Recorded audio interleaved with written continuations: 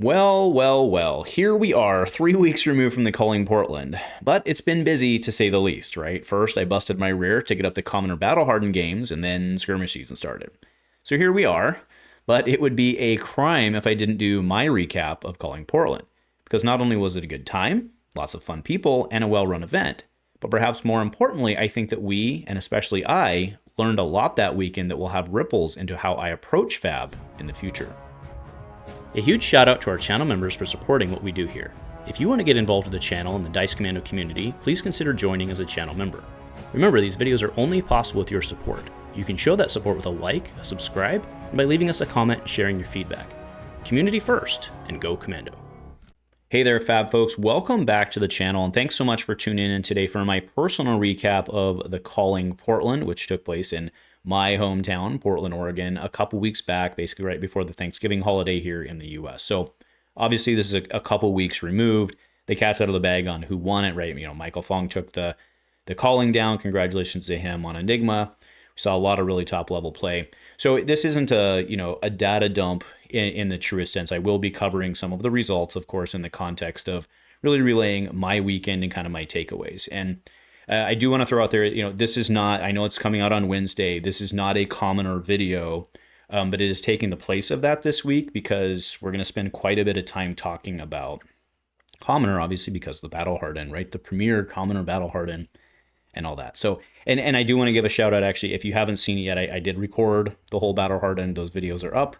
Please go check them out. Put a ton of work into that. Put a ton of work into that. So I'd love the click, the likes, the subs, and all that good stuff. So as we get into this, first off, right, congratulations to Travis at Fat Foundry. This was an absolutely amazing event. He had 300, well over 300 and some people in. I have them up and I'll throw them up, but well over 300 and some people in the calling.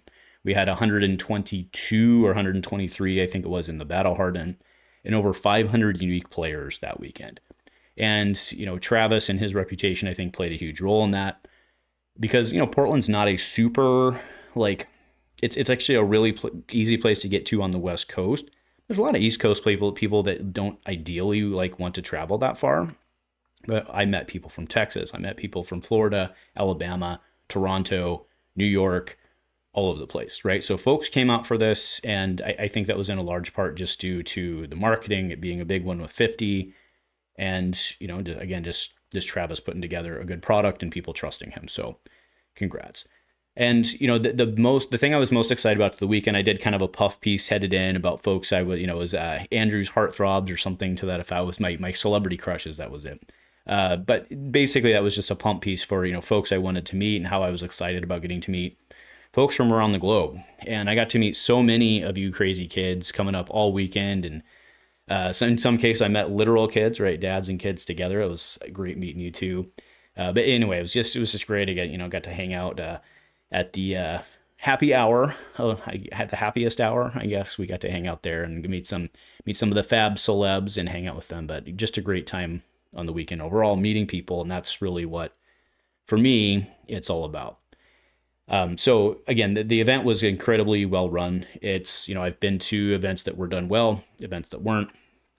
This is on the well side. To be fair, I haven't been to too many events that weren't run well in Flesh and Blood. I have to be very honest with that. But this one was still one of the best ones I've been to, and a really nice venue. Anyway, they did it really well. So with all that positivity, I do have to acquiesce that this weekend was a bit of a bittersweet symphony. From a certain point of view, right? So we have a lot of players in our area who've been on the borderline of grinding out for a while. And I shouldn't say a lot of players. There are a number of players in our area. Names don't need said, right? But specifically in my play group, our play group's getting tired. And there are individuals in our play group that are getting tired. They're getting worn out. The meta's been really rough since Mistveil. A lot of people just really, again, I know it gets all the hype and stuff, but a lot of people really just don't like Mistveil. And they don't feel that there's a place for them and their old heroes in Fab anymore. And a lot of folks have really, several of the folks from my play group kind of set Battle Hardened because they were excited about Commoner. And then all of a sudden, Commoner, this thing that we used to do for fun, became a grind, right? And a lot of them set, hey, I'm going to play till the calling and then I'm going to step away for a couple months. So there are several folks that Now I don't get to see every week, and they'll be back hopefully, right? Fingers crossed, and wish them the best. And it's not like we're still not in touch on Discord and stuff, but it was a kind of a landmark end moment for our play group, right? For the identity of our play group for a couple different reasons. So that was a bummer, but it was kind of like a nice period on the end of the sentence to be able to have this major awesome event. Everybody was out. Everybody's wearing their jerseys on Sunday for the Battle Hardened. It's pretty awesome, right? So again, like I said, bittersweet because it was a really great time, but it was the end or I should say the temporary end, a pause for many of those folks. All right, so obviously the big draw for the week, I don't know if the big draw for the weekend was the calling, but obviously the headline for the weekend was the calling. And I mean, in terms of people, like 330 some people, like over 330 people, I think, in the calling.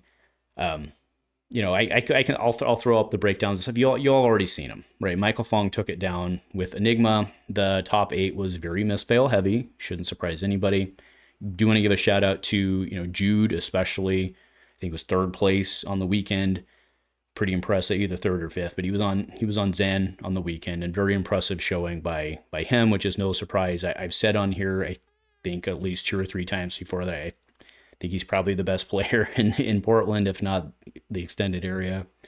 Backed it up, showed up, and did really well with Zen. And he shot his Zen breakdown. I will link his video up here. I'll do that if I can find it. I've seen it. If I can track it down again, I'll link it up there. Okay. So congratulations to Jude, and again, congratulations to everyone for that.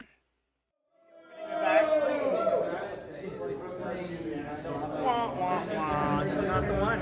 It happens. Take 2. Every once in a while. Look at that encore. Take 2. We got encore. Yeah. Oh, so satisfying. Such a satisfying sound. Nothing beats paper packs. Just satisfying. I do love paperbacks. Foil flaring card? But did you get feet? No feet. Oh, a feet!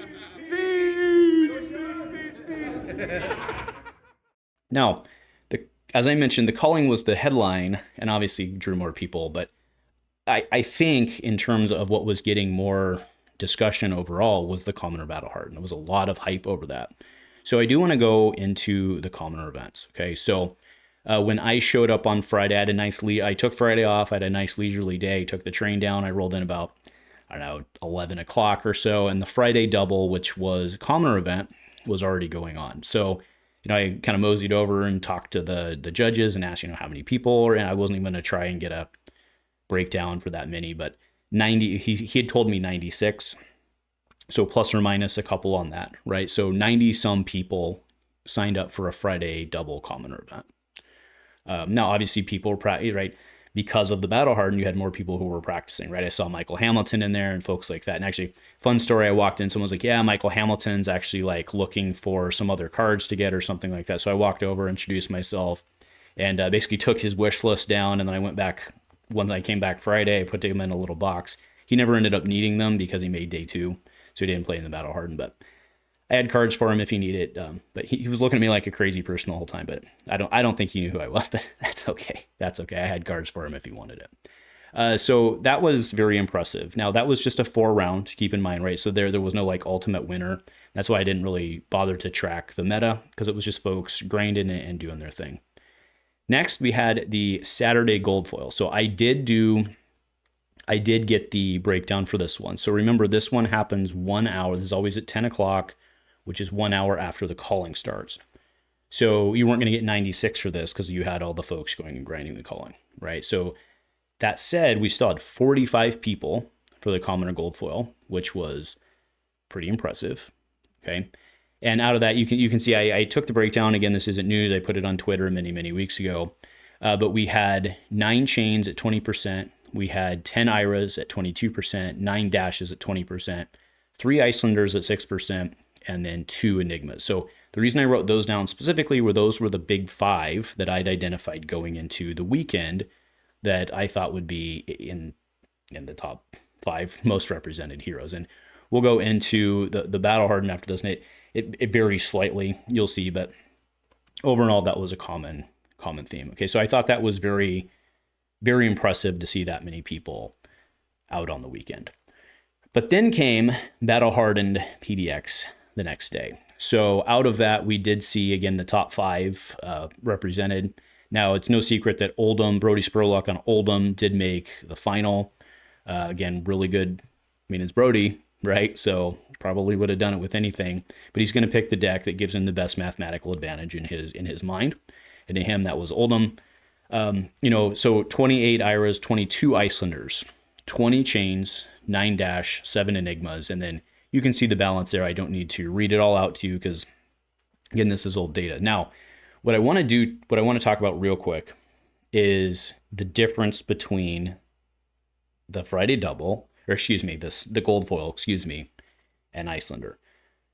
And, sorry, the difference between the gold foil and the battle hardened as it pertains to Icelander, right? So the gold foil, we saw 3 Icelanders, highly underrepresented, according to what I was expecting, or we all would have expected.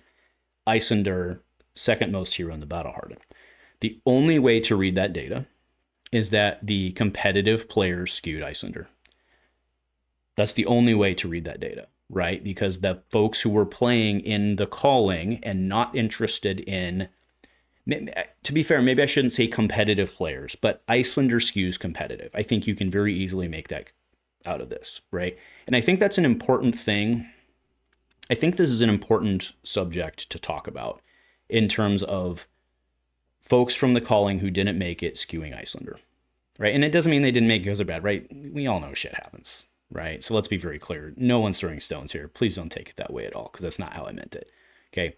But the folks who chose to play the calling over the gold foil, meaning that they were not interested in commoner as a pure form, skewed to Icelander, right? And again, that is not a bad thing. But the takeaway is that that's the reason we saw it go from 3 to 22. And again, it's not the same numbers, I get that, but you get the point, right? Icelander was underrepresented in the gold foil, which is folks who opted out of the calling to play commoner. And then once we get to the competitive event, you see a pop in Icelander, whereas the rest of the field remained relatively the same, right, in the grand scheme of things. So that's very interesting. I think that's a good point of note for, perhaps the follow-on discussion to this. So moving in then to the top 8, I think it tracks. So we see 2 Chanes, we see 4 Icelanders, we see an Oldhim, and we see Ira, right? So we had John Zapata, who ended up winning it on Icelander. We had Sean Dollywall, we had Nia Tran and Eric Dauernheim, all on Icelander. We had Luke Manship and Ian Smith on Chane. Then we had Brody on Oldhim and Ben Black on Ira. Okay, so again, this is data that you've all seen at this point because I know you've watched my videos, right? But putting 4 Icelanders in the top out of that field, a lot of folks are looking at this and like, oh my gosh, Icelander is just the hero to beat in the format. And I actually don't believe that to be true. The reason that I think she did so well is because you had such a disproportionate portion, you had a disproportionate amount of your competitive leaning players who skewed Icelander. Right now, it's the age-old argument of, well, did she put a lot in because she had it, or did the competitive player skew it to because she's good? I get it.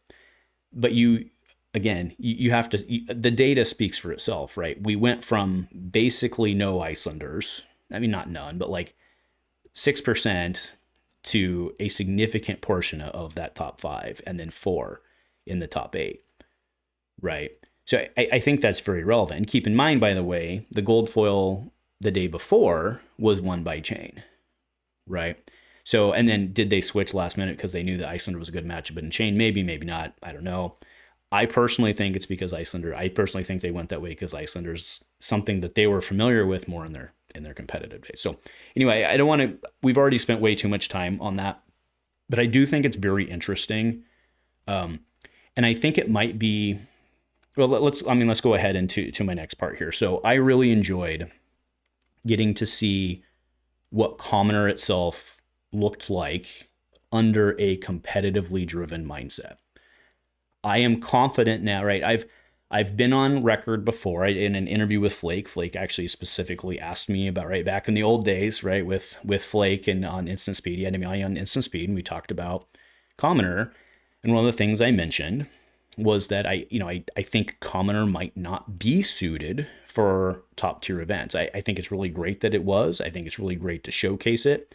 And I think from time to time, it's appropriate to do that and just kind of remind folks, because again, these games and the internet, right, doesn't have a very long memory. So, maybe once, twice a year, get a good Commoner battle hardened out there, throw it in, right? Throw it in competitive, get it in front of people, remind them it exists. But the grind on Commoner I don't think that's where Commoner is best suited. The folks who had more fun at the Commoner battle hardened were the folks playing Betsy and the folks playing their hero. And to me, that's what Commoner is all about, is the fun, right? To others, it's about the competitive and it's about the grind, and that's perfectly okay, right? But I think Commoner is best embodied in this game as a grassroots effort. And that's why, I think if you go back to the Bittersweet Symphony thing, I do think that it played a role in the burnout in my play group, because a lot of folks utilize our Commoner crawl as a place to go hang. I mean, the data is, I'm not going to throw it all up because it'd take me way too long to do it. You're just going to have to trust me on this. But if you go back to the Commoner crawl roll, I always do a video rolling up the Commoner crawl. If you go back to those roll-ups, you'll see that our meta is really weird. Sometimes no Icelanders will show up. We had like 2 or 3 where nobody brought Ira.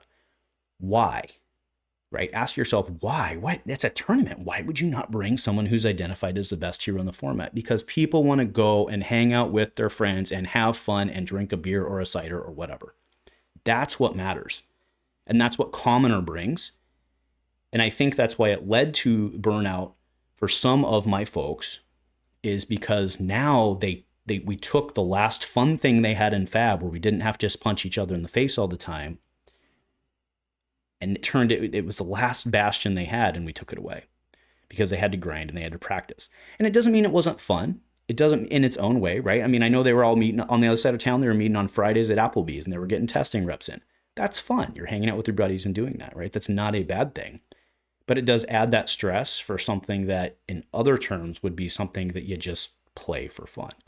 So I do think that's something to note, that to be honest, I don't have a fear that they're going to suddenly start like doing like a Commoner battle hardened circuit. Like, I don't think that's going to be a thing. I do hope, honestly, that we have more Commoner battle hardens. I do hope that. So please don't in any way interpret what I've said as that. But I think turning Commoner into a competitive form, I think, is a mistake. And I realize that that's a very fine line to walk between every now and then have one. I get it, right? I'm saying every now and then have one, but don't make it too competitive. I don't know how you do that in Fab. But I do think that Commoner as a format is best served as a recruiting tool. And in order to do it in order to utilize it as a recruiting tool, you have to make it fun and you have to make it casual.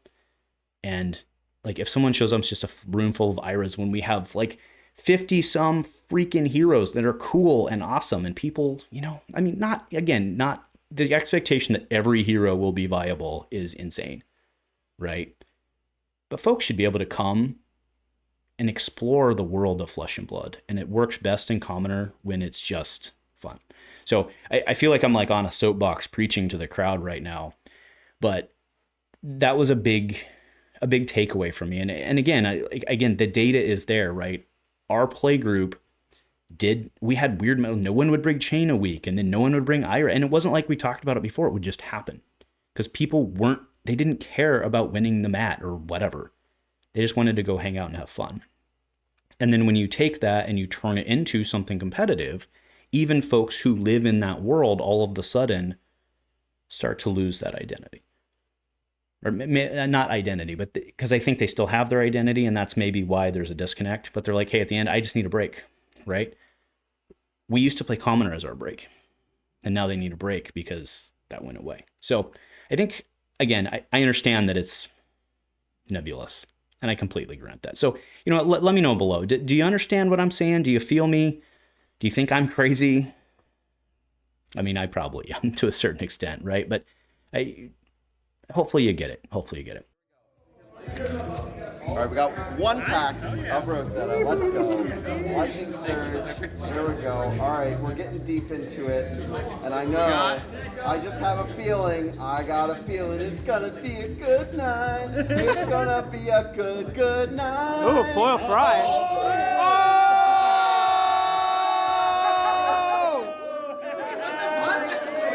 Let's go, Aurora, baby! Lightning! So let's move on from that, all right, that long, painful discussion that I'll probably have to go back and edit. But let's talk about my weekend. Okay, so as I mentioned, I showed up late on Friday, and it wasn't late, like, accidentally. Took a nice day off, rolled in late. So I signed up for the CC double. This was in the afternoon. I wanted to get some reps in with my Aurora, and I ended up going 2-2 in the event. I had, man, just some phenomenally great games. I ran up against,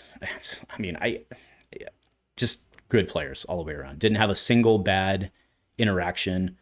I will say I ran up against a local Maddie from Corvallis, and met her many times. She's a judge locally.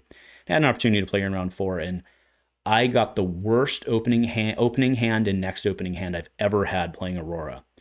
And I still just, what I did, she was on Kassai, and what I did was just not, and like, it's not like I did anything, but there was just like, I'm not sure what she was supposed to do. And I really felt for it as being a warrior player. I mean, that's why I'm not playing warrior right now. It's like, I don't know what you're supposed to do.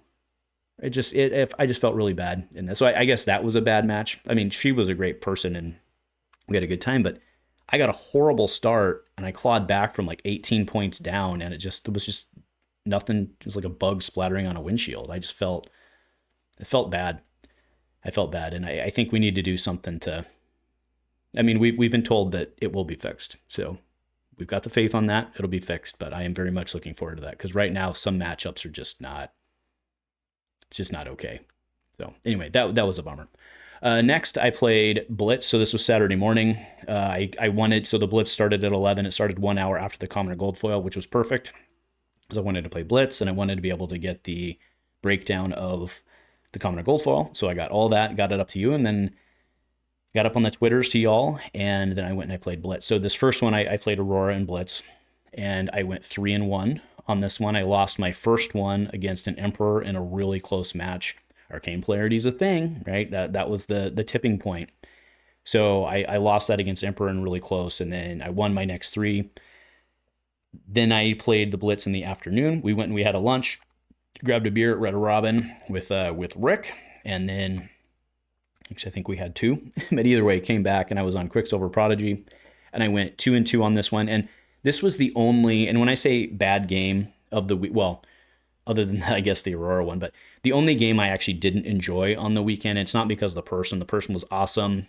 He was from Texas, super cool dude. We had a really great time playing, kind of, just talking, bantering back and forth, like, oh, you're going to spinal me, had a great time, right? Super good dude. It was playing CYB OG, and that just wasn't, against, it's like bugs splattering on a windshield, like, what are you supposed to do? So that was a bummer. I think he did very well in the event overall. So I ended up going 2-2 on Dorinthea. My other match, I don't remember what the loss was, but yeah, so went 2-2 there, but still had a really good time. Then I got to do on Sunday. So on Sunday, I spent my whole day recording with one exception. So Mitch, thank God Mitch was there, because he actually stood in and pressed the record and stop button for 2 rounds of Swiss so that I could go away and do the alpha draft, because in Blitz 1, I somehow magically, luckily, won entry into the alpha draft. So we got to do that. It was really, it was awesome to get to do that. Our box, unfortunately, did not have a cold foil in it, and it only, so I kind of wonder if the box wasn't a repack, because it only had, it had a weird distribution of M's too, or M's as well. Because remember, it's M's and S's in that set, right? So there was no cold foil and no M's, or there was 1 M, and then I think there was a foil S. No, I think it was a foil M. Actually, I take it back. Foil M. Anyway, it was a weird box, and they were pretty reliable. Alpha boxes were pretty reliable overall, or at least the ones that we saw in terms of getting the breakdown. So that was interesting. But either way, And you get to do it for free too, right? As part of the raffle for winning. So I mean, let's just be honest, I'm never going to do that again, right? So that was pretty cool. And then last event I did, I was very passionate about this one. This was the Arcane Sealed. So the reason I was so passionate about wanting to do this one, and the reason that we really need to give a tip of the hat, and I actually blame Trevor for this, and by blame, I give Trevor credit for this one. So we never really in Portland got to do Arcane Rising because we went into COVID lockdown the weekend that Arcane Rising released. Like the stores had it in stock. I had a pre-release. Well, there wasn't a formal pre-release at the time, but we were going to meet that Saturday in draft.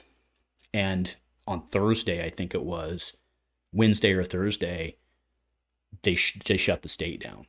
And it stayed, right, you got it, right? We're COVID, and right. So we never, and then Crucible, War came out that summer, we were still in the pandemic. So we never got to do sealed or draft really for Arcane. So them bringing that back in Portland was a very clear head nod to that. And I really want to get, like, again, this is why people love LSS, those little things that they don't get credit for a lot, and they should get credit for this one. So that was okay. One thing I will say is I don't like Arcane Sealed now that I've played it. It's I tried playing Kano for one round and I was like, nope.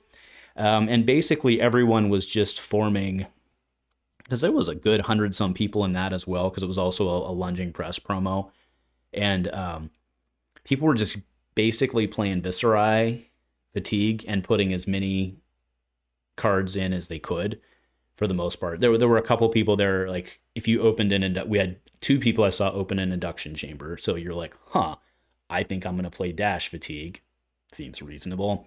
Guy next to me, not when we were open, but sat next to me.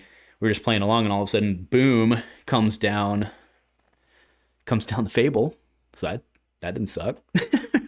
Like, oh, I'm just going to opt too. It's like, what? Okay. Yes, we can. So congratulations to him on that. That was pretty cool. So I really enjoyed that. I ended up going 3-1 on that. Got to meet Andy, right? Meet you and play you for the first time. That was really fun as well. Man, it was late. Man, we were tired. So that was a bit stressful because, timing wise, the Battle Hardened should have been done, and it was actually on track to be done. So the Arcane Sealed started at 5, and the Battle Hardened was on track to be done by like 4:30. But the final round between the actual, if you go watch it, it's like an hour of recording, and then there was like a half-hour judge call in the middle. So it was somewhere in like 120, 130 range of how long the final round actually took. And it was, it probably should have got a lot faster, if we're being honest, but untimed rounds, and that's the way it goes. So I almost missed it. Luckily, my wife, I don't know if I would have missed it. I don't know. I was pretty excited about it, but the judge was actually really nice. I explained the situation, let me take my 6-packs and take them over to the camera to open them, so I could sit by the camera and monitor that while I open them. So, it started that late, but anyway, neither here nor there. I got to play in that, and that was a lot of fun. So that was my weekend. Ended up getting enough tickets. Adam, I think, gave me 40 tickets, and that was enough to get 2 cold foil tokens. So that was fun. I always enjoy getting those. So with that said, I've been talking for almost a half hour now. Bless your heart if you're still here.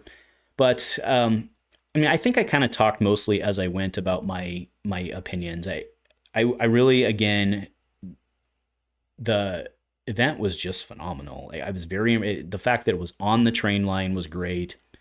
Downtown Portland has its problems, and but it was a whole rainy weekend, so people weren't really like doing, you weren't going to go like for a run. And it's too bad because Portland's a really beautiful city. It's just they've, through policy decisions and stuff like that, it's got its ups and downs. Let's just say that, right? So, but being on the train line was really nice. The area was really nice. The hotel was awesome. The event they did on Saturday night, the meet and greet thing was really fun. In editing, I've gone through and splashed some videos I took of that and various pictures up and stuff like that. So hopefully you enjoyed that and at least got a view of what it was like to be there. So in closing, aside from, kind of the other comments I had, I really want to encourage, I don't see how LSS doesn't come back to Portland. Like Travis nailed it. I don't know when they'll be back, but I think it should be annually. I mean, obviously I'm hugely biased, but in terms of like, look at the numbers, look at the success of the event. The numbers there, right? The town came out, the locals came out, right? It wasn't just people who traveled. Made 500 unique people, 500 unique players over that. Right? That's people coming out and playing Flesh and Blood. The city's there. The city's got support. I should say the region, right? The region is because we had people from Vancouver, people from Seattle, California. I played so many people from California. Really cool. On Friday, Aurora Mirror. Guy's awesome, right? Awesome dude. Right down there in the AGE circuit where everybody's a shark. Oh, he was a good player. Anyway, folks, I'm going to wrap this up. But LSS, come back to Portland.